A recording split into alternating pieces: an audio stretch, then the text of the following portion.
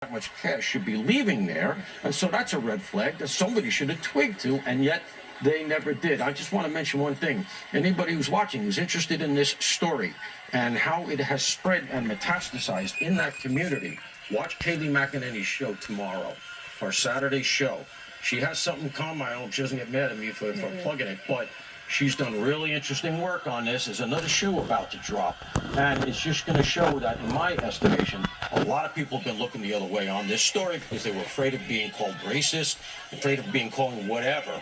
And as a result, we're getting ripped off. It's generally federal money. From where I sit, Minnesota owes the rest of the country a check.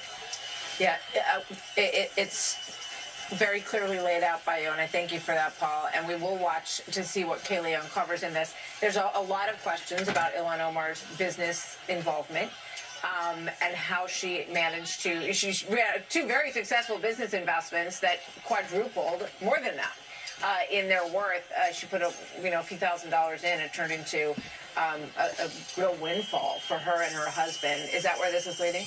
I know that it's marbled in with her husband's finances, and so that is, one of the things you got to look at. Is it by marriage, etc.? But all of a sudden they own a winery and all these other marital assets that you have to say to yourself, how did it go from 0 to 60 that fast? And, this is something that politicians do. We all remember Hillary Clinton's cattle futures. That's what I was just thinking of. You read my mind. You read my mind. It's another example of someone who was able to turn a really nice profit in a very unusual way that would be difficult for Pelosi is retiring. I want her to be my stockbroker. Exactly. Follow her stock picks. Paul Mauro, thank you very much. As we watch this continued very large crowd in the streets of Minneapolis today, this has not died down. We'll keep a close eye on it. We'll see where it goes. Our breaking coverage continues after this.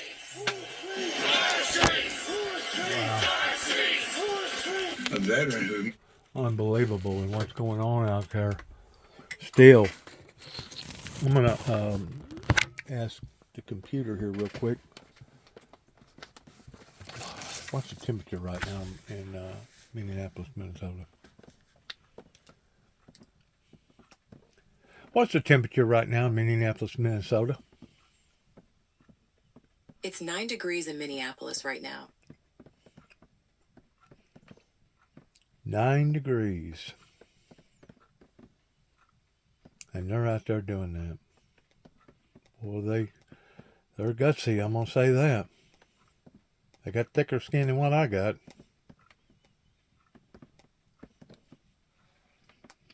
And there's no doubt, whenever it comes to fraud and waste, it's not only in that town, but they just got through saying a while ago how many billions of dollars it was costing the taxpayers just in one county alone, in L.A. County, pertaining to people signing in with hospice. And that ain't counting all the FEMA stuff. It's probably nothing but a waste. I want to tell you, whenever it comes to writing out these checks and just basically giving somebody a blank check, you're going to have fraud. You're going to have waste. You're going to have people that's going to take advantage of the system. And what that does is just make it that much harder for the people that does need money, can't get it, or does need help, can't get it. And the other ones are just ripping us off. It's bad. Because when my granddaughter gets old enough that she needs something, provided hopefully she won't, but if she does, it won't be there to get. It's bad. It's really, really bad. How in the world, you have to ask yourself a question, how in the world did things get this far out of hand? Because they are definitely out of hand.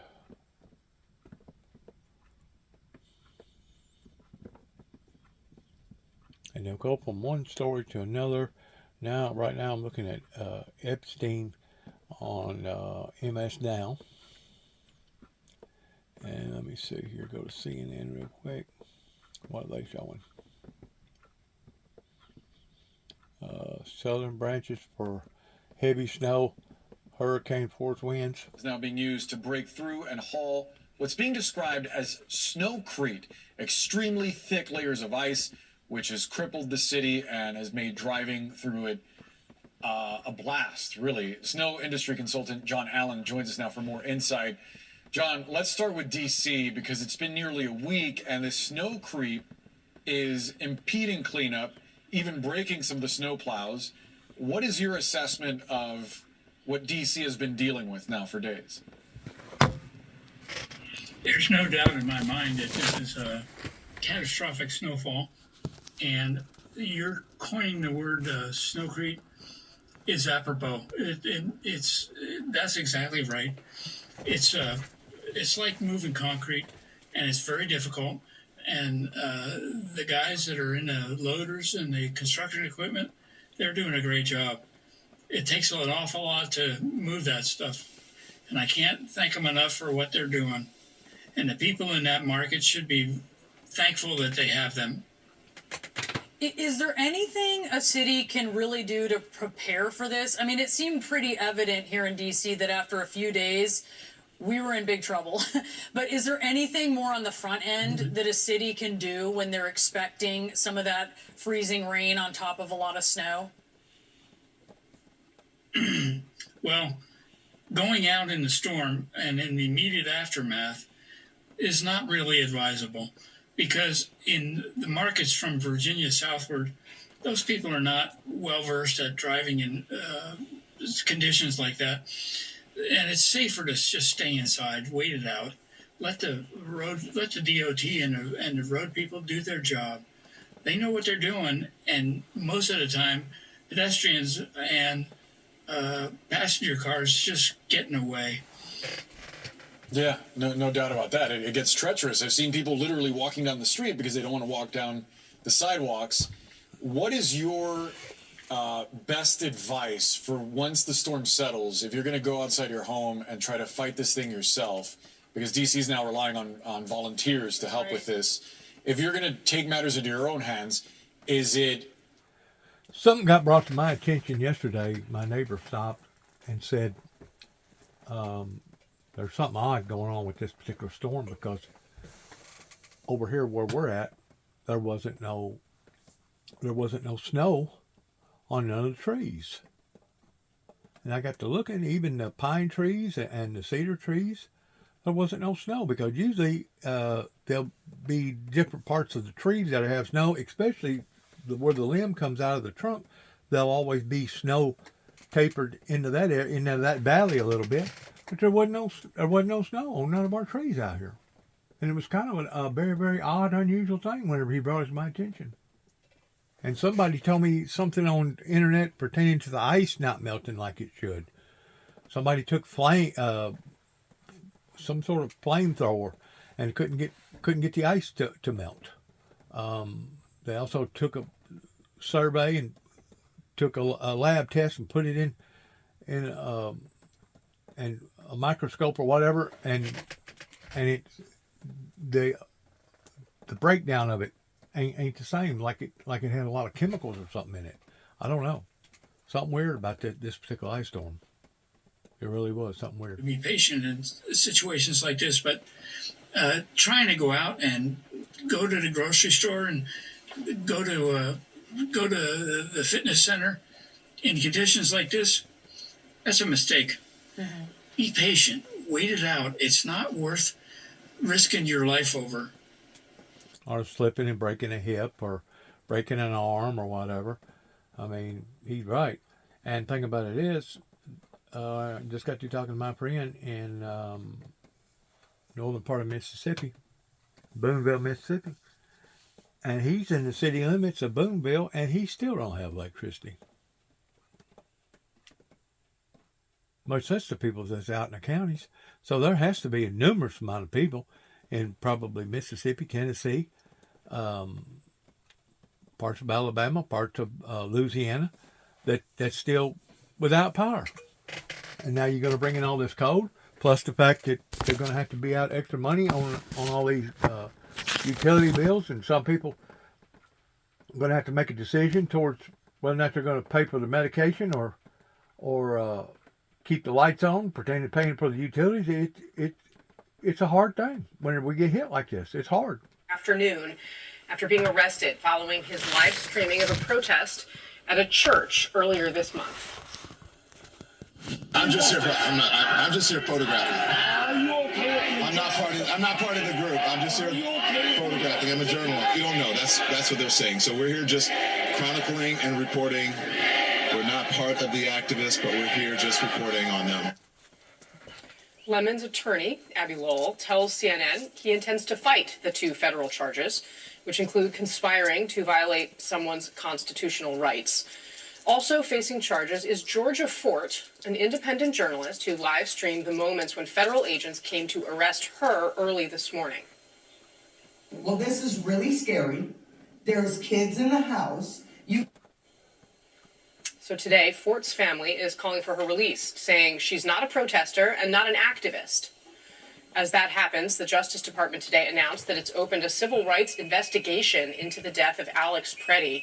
That means the DOJ will examine whether the DHS agents who shot and killed Peretti violated any laws in doing so. Are you saying that the Justice Department has opened a civil rights investigation into his death?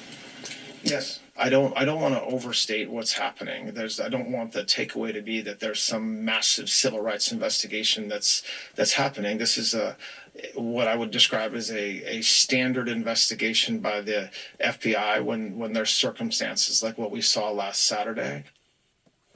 All right, let's get off the sidelines, head into the arena. My panel is going to be here. We're also going to get started with CNN senior crime and justice correspondent Shimon Prokupecz. He is at the center of a protest in Minnesota right now. So, Shimon, take us onto the ground and what your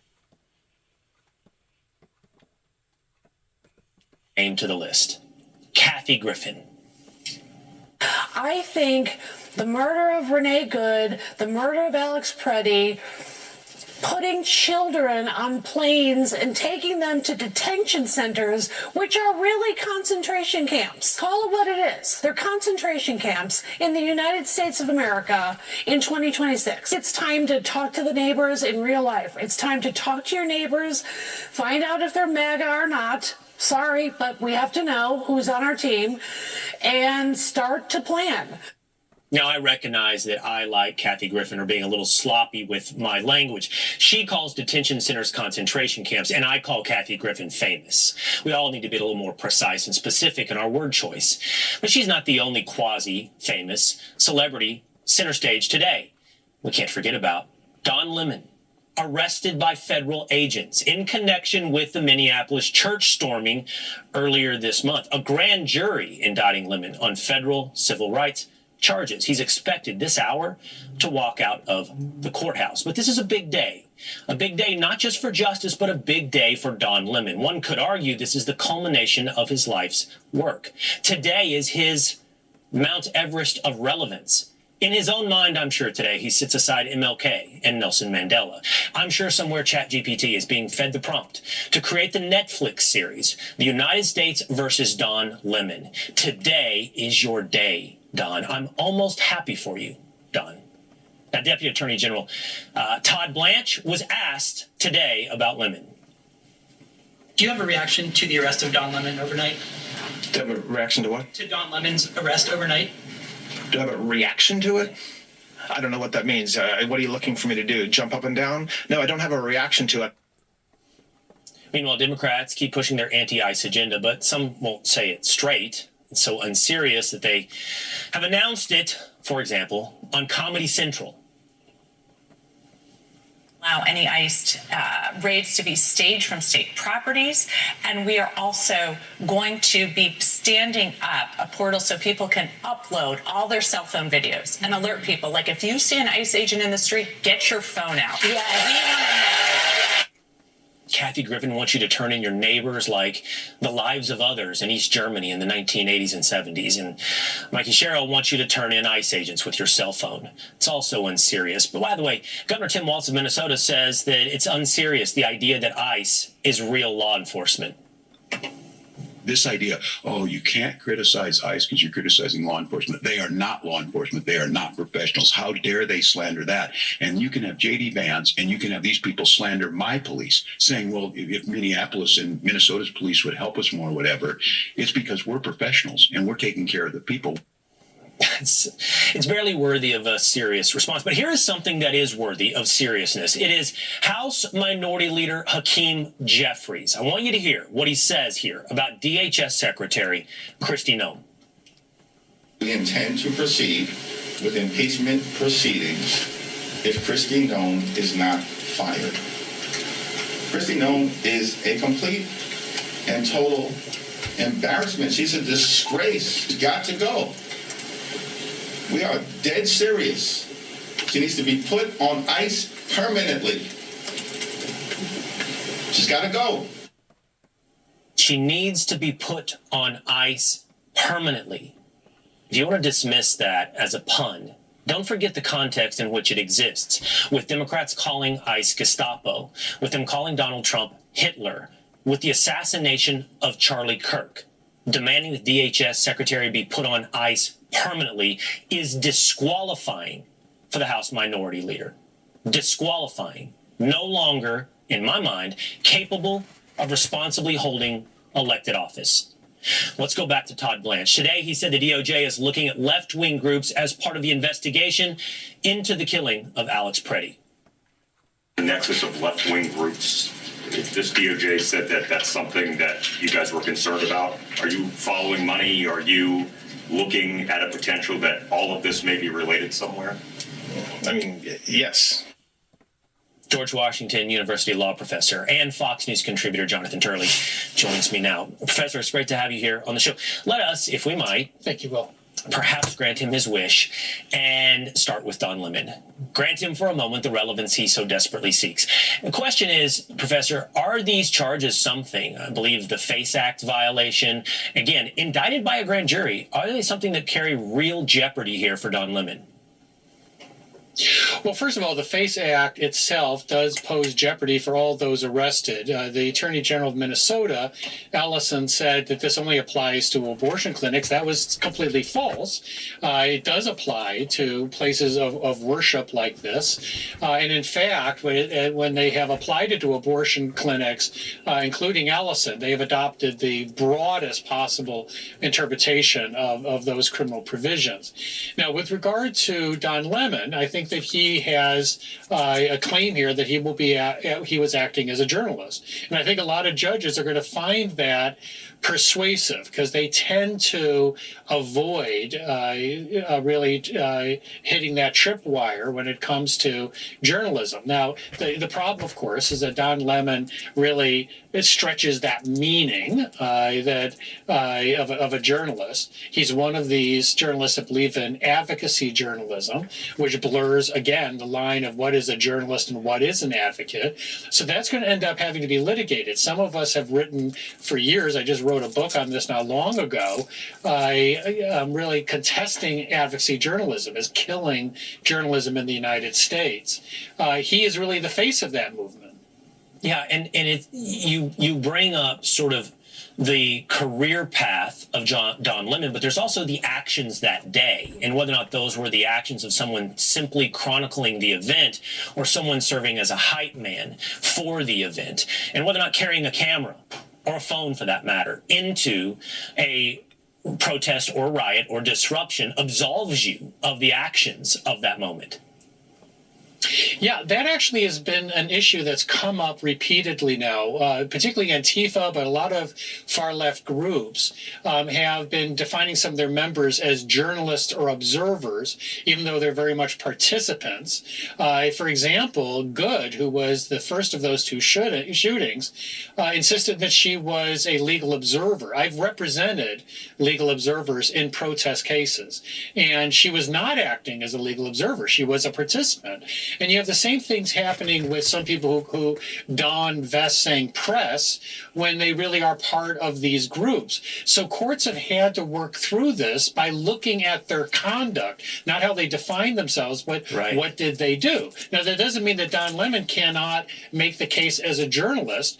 Courts are going to take that very seriously, but we're going to have to look very closely at the basis for his arrest, why there was a finding of probable cause, and what was the conduct that was being cited in that proceeding.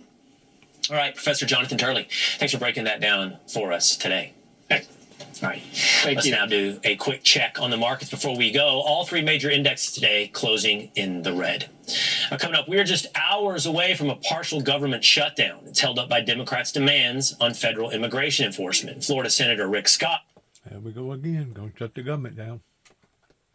Markers or stars on their clothing during those periods in the 1930s to denominate them as individuals who were disfavored by the state. We're seeing that happen in real time. We are normalizing the treatment of certain people in our society as second class, and we're watching the people of Minnesota resist that characterization. It's amazing to watch, but it's terrible that we have to see it.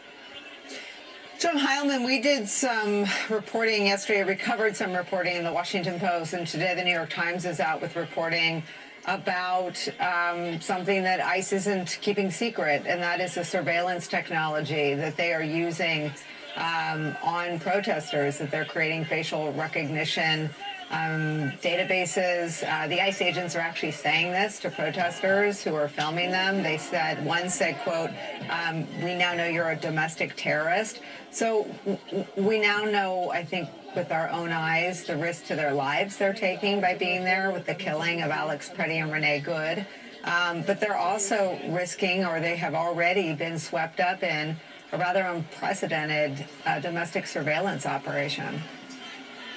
I mean, Nicole, it would be surprising, frankly, if, given the other excesses that we've seen on display in Minneapolis, but I would say also in some of the other cities that ICE and DHS have rolled into over the course of the past year, it would be surprising, given those excesses, if the people at DHS, if Kash Patel, who's talked about hacking into people's Signal accounts to try to identify people who were supporters of the protests in Minneapolis, I'd be surprised if we didn't see that. You know, I mean, once you've seen what happened with Renee Good and Alex Preddy, the idea that a government that was capable of doing those kinds of things wouldn't also engage in a thoroughgoing effort to try to, on the down low, identify those people who they call, as Donald Trump said today about Alex Preddy, or possible insurrectionists, people who are troublemakers, people who are enemies of the state, effectively.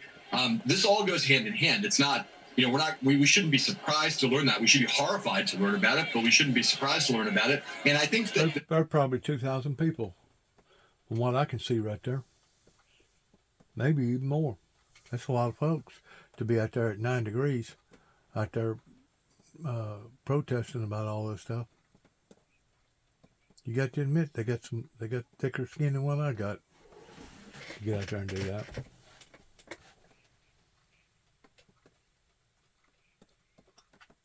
But pertaining to the fraud and the waste and the illegal immigrants that don't have proper paperwork, I guess it's been devastating to their town, the same as it would have been devastating to get all this ice down here in the South. Bad. Bad, bad, bad. Bad deal. Good luck to all of us. God bless. Shalom.